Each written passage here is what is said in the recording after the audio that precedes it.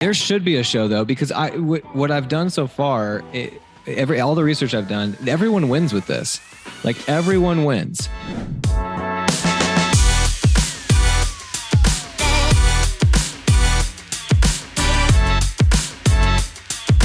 Welcome back to the show. My name is Remington Ramsey, and today my guest is Isabelle Guarino, the COO of RAL Academy, which nobody knows what that is yet, but we will tell you. Welcome to the show, Isabelle. Thanks for having me. Happy to be here. So this is keeping with the theme of the last couple episodes. We're talking specifically around realtors and why we feel you should use your expertise, your knowledge, and your connections to get into different niche products as it pertains to real estate. RAL Academy is it's a lot of things, but you have seminars every 6 to 8 weeks that teach people how to get into residential assisted living. Can you kind of briefly discuss what that looks like? Yeah. So residential assisted living is different than what you might think of when you think of assisted living, right? It's not a commercial facility. It's not a big box like a Brookdale, Sunrise, Atrium. Instead, it's literally a single family home, a residential home in a regular neighborhood being used for the same purpose, to house seniors who need 24/7 care and help with activities of daily living. So it's kind of a twist on real estate investing. It's a residential home being used for senior housing. When I read the book that your father wrote, Silver Tsunami of Seniors, it was interesting. The facts that I kept going back to were just what the actual care looks like in big box facilities, how there's, I can't remember the exact numbers, but one for every 13, 25, something crazy. I mean, they were basically getting people up in these big box facilities at like 4 a.m., getting them dressed, and then they would sit there for 2 hours while they got everyone else dressed, and then they would all go to breakfast together.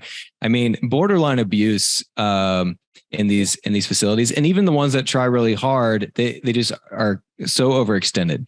I've visited a couple of the residential assisted living facilities that you're talking about. It truly is just a house converted into a care facility. I'm kicking myself because when I was looking for my next home to buy, I wanted to get a little bit bigger house, and one of them had been converted to that. And I went in there and I was thinking, how can I convert this back? I could tell it was like, it felt like it was like a nursing home in part of the facility, and the other house was really big. And I was like, it's just too much work. And then this concept came to me and I was like, man, I missed out on a great, because I think they sold it for very low. But as you know, our listeners are realtors. And I feel like when we talk about things that are not the norm, that people like to hang on to the negative experiences. Like if we were going to buy a mobile home park, all the 8 Mile and all the movies that make that look like it's going to be a nightmare. Yeah. I imagine you have to overcome that, at least as a realtor, thinking, hey, I just want to own the real estate. I don't want to own the business. But some people get into it and they're like, hey, this business is actually really rewarding. Yeah. Do you find that a lot? Totally. I mean, owning the real estate is great. You can be getting twice the fair market rent. You've got a long-term, low impact tenant. People are not signing 1 or 2 year leases with you when they're leasing for, to run their business, to run their residential assisted living. They're signing maybe a 3, 5. I've even seen 8 or 10 year contracts. So as a landlord, you're not worried about turnover, right? This is someone who's establishing a business, trying to plant roots, and the location matters a lot to them. So it's a long-term tenant for you, little or no maintenance, right? There's no teenagers punching holes in the wall. There's no pit bulls being bred in the living room. So that's great because you don't have to really be worried as much about the upkeep. The realtors who are landlords here listening, it's a great way to kind of have those rental properties that are just able to be very hands-off for them, sit there, cash flow, and not have to do anything with it. Now, of course, if they also want to own the business, that is what we teach at our training, not only how to own the real estate, but operate the business in a very hands-off way as well. I have 3 of these homes and I spend 1 hour a week on the phone, maybe with my manager. Wow. And then I visit them every other month. Now, how many tenants?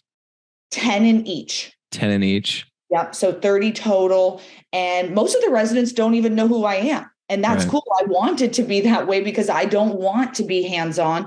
I teach people how to set it up passively. And then if they want to be more hands-on, they're welcome to. But I like doing that, owning not just the real estate, but also the business, because that's when we get to the cash flow of $10, $15, $20,000 a month on those homes. And that's what I like to see.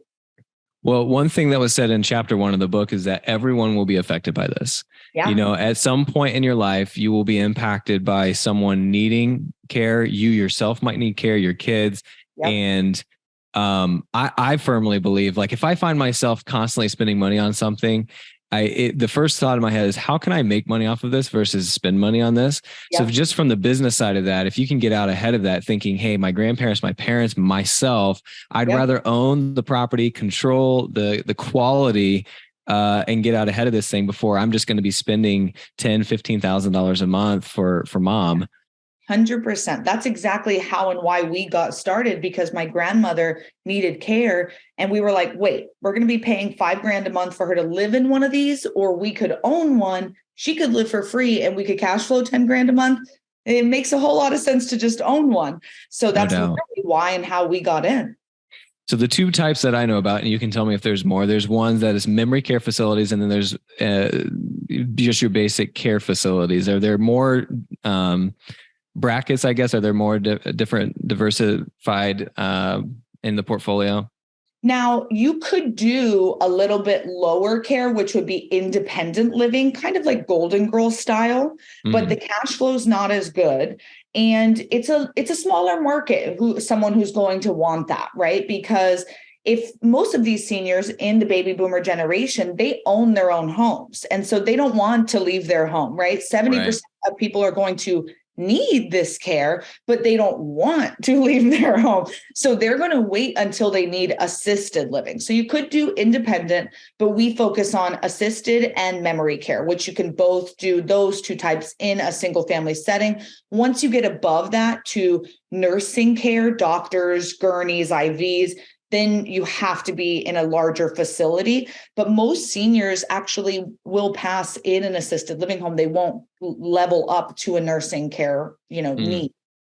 I know I've heard of some business models where people who own their home don't want to leave their home, but they'll sell to a business, get the money from that, and then rent from that business to use that for their care. Yep. Thought that was a pretty interesting business model. Have you seen any of that? I have. It is very expensive to have one-on-one care in your own home.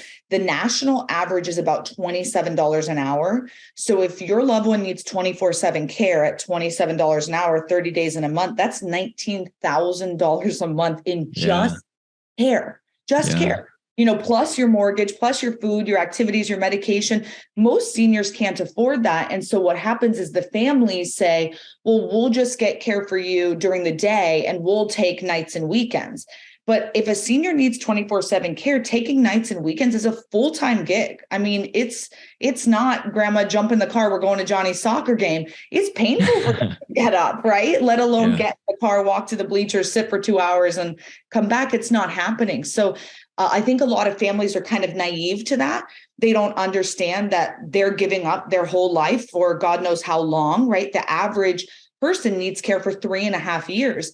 That's a long time for that sandwich generation who has younger kids that they're still caring for and older parents who are now going to need their care. It's a lot of pressure on that sandwich generation. So, owning your own home, you get to be relieved of that and not worry about the financial burden of anyone involved. So I think it's a really cool way to go about it.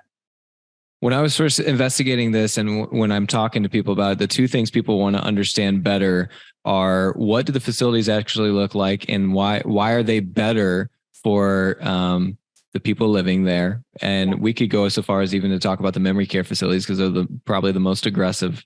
And then we can follow that up with, on the other side of that, the business side to it. So let's start with the care facilities though themselves. Why are these better for the tenants? Why is this better for their care?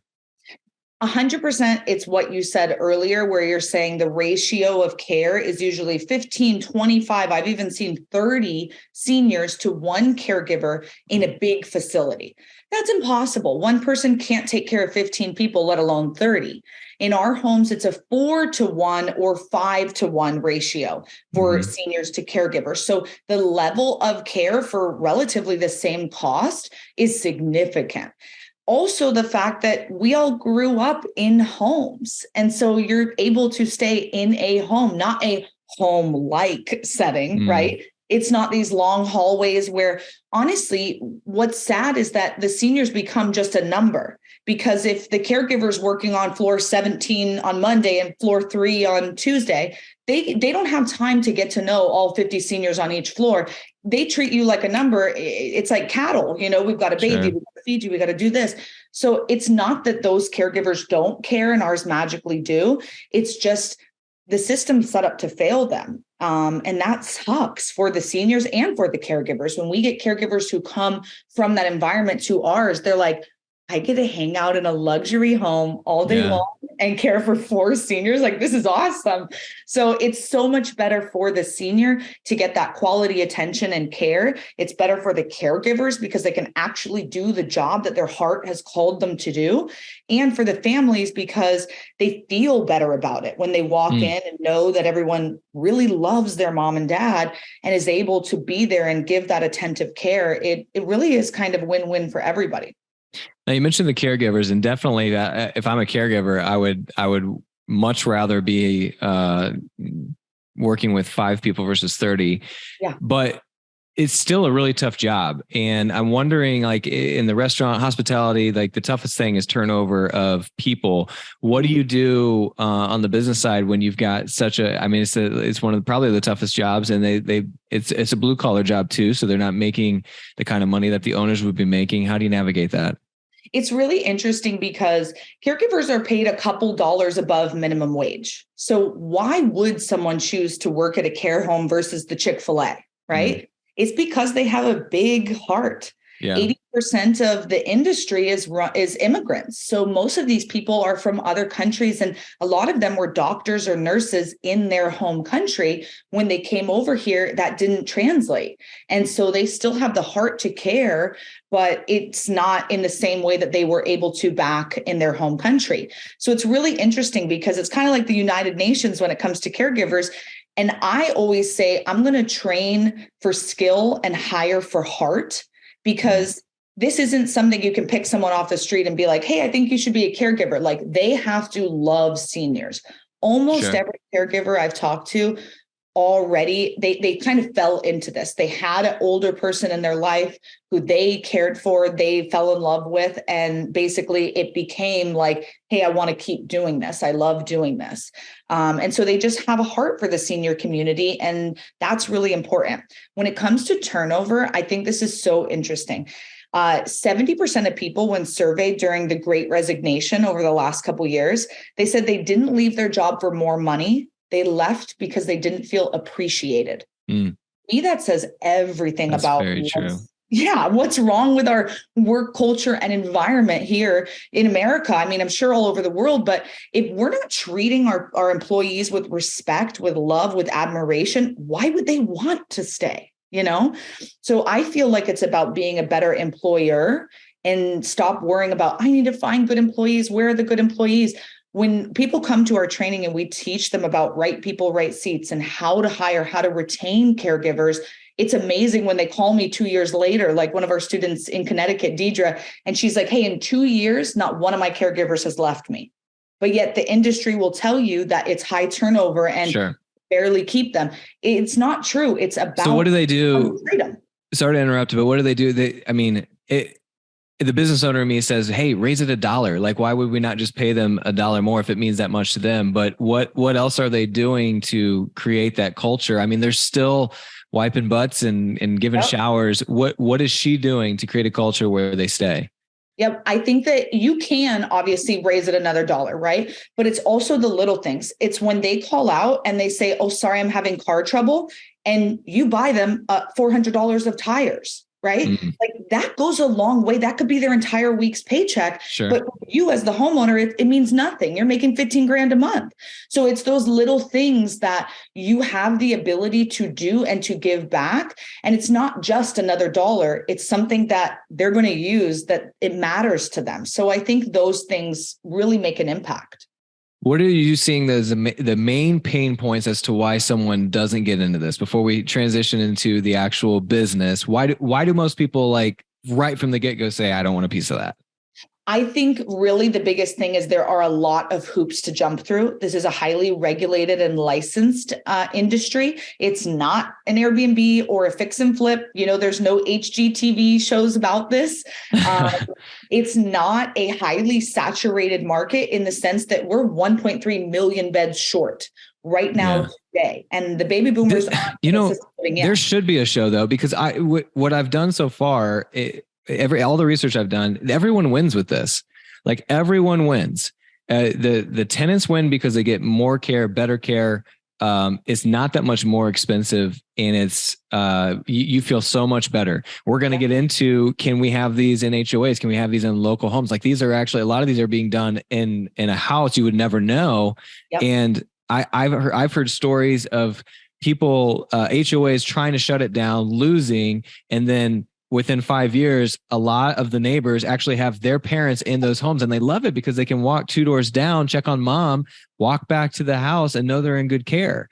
So like in terms of the people who are involved in it, it seems like everybody is winning. Now, the fact that it's regulated in the toughness and the lawsuits, I'm imagining that will come into play as well. But in terms of the facility itself, it's not like it's hurt. It would. You're talking about the shortage. We need more people. We need more homes like this.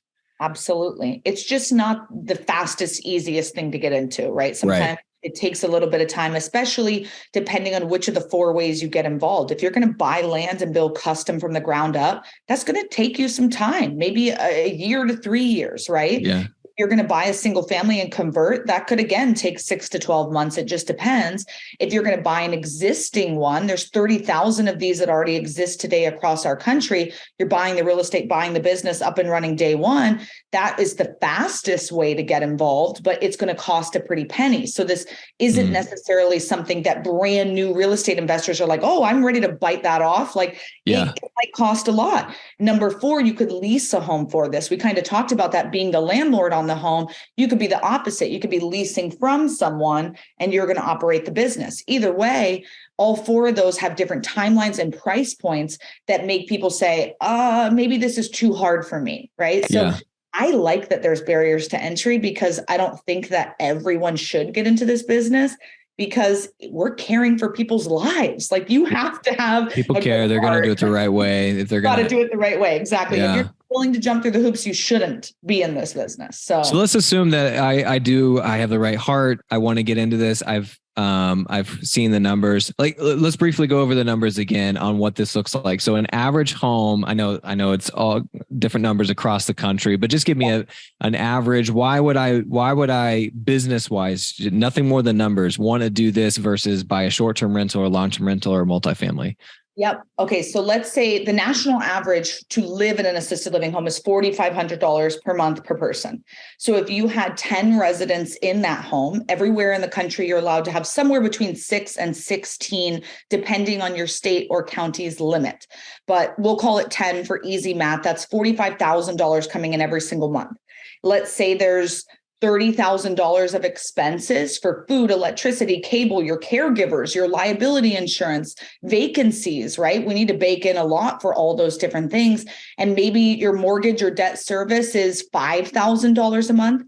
That one home is cash flowing you $10,000 a month as the owner, take home money, right? Or $120K a year. So that's just one average home. In our training, we really focus on doing above average homes because most seniors do want something a little bit nicer than just run of the mill. But so when you say that, you're saying adding more luxury features and then charging more. Correct. What would be a couple examples of those luxury features? Having a movie theater in the home, having a salon in the home, having farm to table food, having a private chef. There's all sorts of fun amenities that you can add in a single family home. I mean, when I say single family, I'm not meaning a 3-bed, 2-bath, right? I'm meaning a nice luxury upscale home. It's still considered single family, right? I'm sitting now in a 6-bed, 5-bath. It's still a single family. So about 300 to 500 square feet per resident is a good kind of rule of thumb. So if you're having 10 residents, minimum 3,000 square feet, upwards of 5,000 is pretty comfortable. Interesting. Okay. I'm going to have to go back and listen to this and take notes. So, okay, I've decided I want to get in. I know the numbers. This is cool. What are my first steps to getting involved and understanding the real estate side of it? And then we'll talk about the business side of it. Yeah, when it comes to the real estate, the first thing that you're looking for when you're identifying where you want to do your home is the demographics of the area. And we're not necessarily looking for the senior. We're looking for the daughter, Judy, the adult child who's paying for mom or dad's care, who's choosing where mom or dad's going to live. They are your key demographics. So 50 to 70-year-olds who are upper middle class, who make twice the median income. We want to be within a 5-10 minute radius of them. That is key. So demographics, number one. Then demand. How many other homes or beds exist, and are they full? Are they empty? Do they have waiting lists? We've got to find out the demand in the area. It's not the field of dreams. If you build it, they will come. No, we need to find out what's going on there. If we determine, hey, with an internal feasibility study, right, this is a good market, it looks like it's going to be good, then checking the rules of the area. How many beds can I have there, right? How many, can I do memory care here, or different Why things. would you not be able to do memory care? Sometimes the physical property is not well suited for it. So we'd be looking for a little bit different things when it comes to memory care, as in you have to put different locks on the doors. You have to have just different requirements within the home. But memory care is amazing because everyone basically deals with it to one degree or another. So if you're not licensed as a memory care home and someone in your home starts to have memory care issues, you have to legally move them out to another home. But if they can't make the decision to still stay there because they need, I mean, I have to imagine people with dementia, Alzheimer's, not everyone who gets diagnosed with that has the means to have that type of care. I mean, some of them are still living in their own homes, but you as a business owner of that facility are legally obligated to kick them out to get the right care. Yeah, basically, because if you're not licensed to provide that, it's now illegal for you to keep them. So you do need to help them go find other care. And it's an additional $500 to $1,500 a month to be in a memory care home. Yeah, I get that part. Wow. Yeah. I did not know that. Yeah. And really anything with care, if someone is super high level of care and you cannot care for them, it's illegal for you to keep them. If they're 500 pounds, deaf and blind, right? And you're like, I don't have the team to be able to do this, you have to go move them elsewhere. Yeah. So, okay. So the real estate, you do and you mentioned earlier, doing studies and making sure you understand the demographics is one part of that was knowing where some of these other ones are. Yeah. Is that a quick Google search? Are there certain software, what do I do about that? Yeah, every state on their DHS website, Department of Health website, will have like a directory, but we actually created the RALHomeLocator.com that you can find all 30,000 of these care homes across the country. So especially for the investors listening here who don't just invest in their area, maybe they go to multiple states, RAL Home Locator, you can find all of those care homes. That's awesome. That's a great tool. Yeah. All right. So I've determined I have found place. I've gotten, and I go through the hoops of getting certified, making sure the state knows, the county knows, everyone needs to know. I get approved. Yep. Now what do? I imagine the majority of people probably buy a home and turn it into one. Am I right there, or is it? I think that's a fun way for real estate investors to get involved because they're already used to sometimes fixing and flipping. So they want to put their own touch on it. Yeah. So I agree. A lot of people like to go that route. If you are going to go that route, most seniors are going to want private bedrooms, private bathrooms. So not going to find a 10 bed, 10 bath on the market, right? More than likely. So you're going to probably be converting that home to become something like that. My home started as a 6.5, a 5.4, and one we bought as an existing home. But those first two, we had to convert them to become 10 bed, 10 bath homes. And so when you say convert, what are the most popular ways of doing that? You turn like a big old dining room into 2 bedrooms, or do you add on like what? Additions. We had like a one that had a super funky living room. Like it was just a massive, weird living room that we ended up turning into 2 bedrooms, a bath on each side, and then still kept part of it a living room. Sometimes people build out the garage, sometimes additions, but you are going to want to keep all the regular features like the front room, the dining room, the kitchen, the living room, because they still need all those things. So we don't want to renovate every room and just have bedrooms and a kitchen, right? We need still all the regular living spaces. So, but if you have a lot of square footage to play with, sometimes the bedrooms are really big and you can put up a little divider wall and now you've got 2 bedrooms, right? So there's a lot of different things that you're maybe looking for, but funky layouts, large homes. For all the realtors listening, when there's a home that's got power lines or it's on a super busy street, your regular single family is probably like, heck no, we don't want that. Johnny's going to kick the soccer ball on the street and there he goes. For an RAL, that's especially for memory care, because they have specific areas where they can go outside that they can't if it's a well-run facility, they can't make it to the street. Exactly. But regardless, I want all those eyes driving by and seeing the property, right? If I can have a little sign out front that says, Remington's Care Home, it's like, that's marketing for me every day. So there's things that we're looking for in properties that maybe a regular single family home, a single family person isn't. Now, do I need to go in with if I choose a renovator and, I have to have specific things based on the state? Like, does the state provide those qualifications, or what do I do there? The state does. Every state has basically a big book of rules, right? And it's going to be your policies that you have to be required. Now, usually the state's requirements are incredibly low, like 80 square feet per person in the bedroom. That's insanely small. Like at our training, we're like, no. We need you to do bigger, better. So if you are to come to our training, whatever we teach you is going to be above and beyond all 50 states requirements. So if you do what we say, not only will you meet them, you'll far exceed them. But if you're going to go do this on your own and you find your state rules and regs, it's tiny. It's bitsy, and that's what they're requiring as the bare minimum. And you will find homes that are doing that. But do they also do things like, I think about childproofing? Do they do it for memory care proofing? Do they tell you like, hey, if you're going to have this home, you can't have an open fireplace, or, those types of things? There are some rules. It's mostly about like locks on the doors and different things like that, different ways to enter the home, but it's not necessarily as detailed as a fireplace. No. Interesting. I imagine as this gets more popular, though there will be more regulations. I feel like you guys are on the. How long would you say this type of an RAL has been in existence? How long has someone been using this as a business? I've met people who've been doing this for 25 years, I think is the longest I've met. Okay.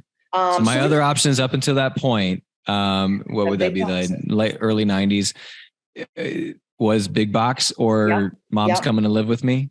Yep. If you actually do research on this industry, it's pretty crazy. When people used to get older and get dementia, they would send them to insane asylums. And that is how big boxes started.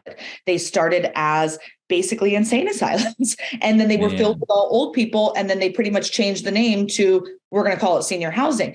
But it's wild, the research that now of different things you can do, foods that you can give seniors who have dementia or memory care issues that totally help and improve them, different air filtration systems, and just the way that you speak to them. We do really cool memory care trainings that will blow your mind, because the way we interact with each other right now, because we have our full vision, we are comprehending of each other.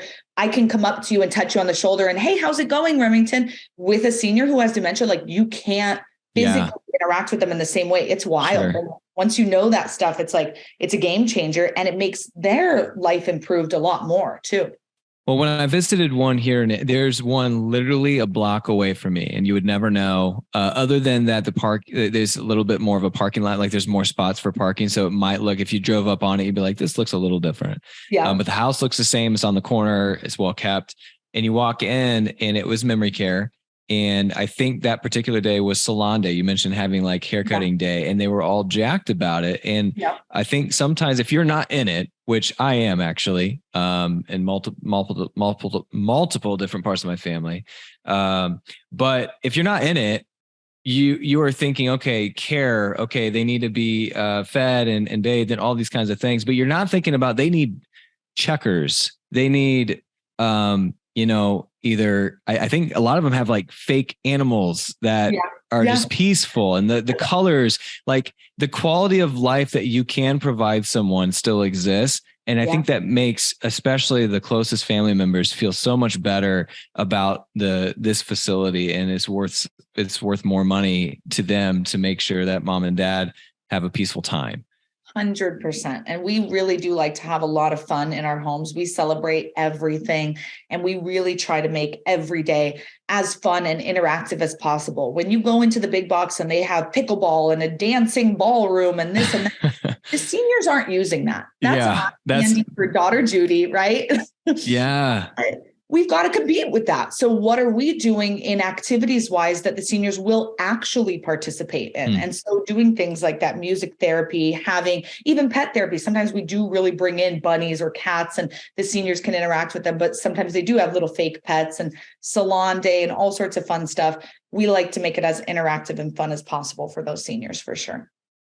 Too cool. We're coming to the end, but Isabelle, I want to make sure people know where to find you. So where's the best place? I would recommend the book. Again, is a great place to start if you just want basic knowledge. Phenomenal book. I listened to it on Audible, which you actually make a little guest star appearance in the end.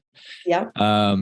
But where do we find you? What's the best way to get involved in this from start to finish? We've got books, webinars. You can schedule a discovery call with me or one of my team members, all free of cost to you at ral101.com. There's a ton of free insight for you there, so feel free to check it out, ral101.com. Thank you so much. This has been the Real Producers Podcast. As always, if you're looking to get more involved in your local markets, look up realproducersmag.com and see if there's a magazine in your city. If there's not, you could be the one to bring it to that city. We'll see you next time.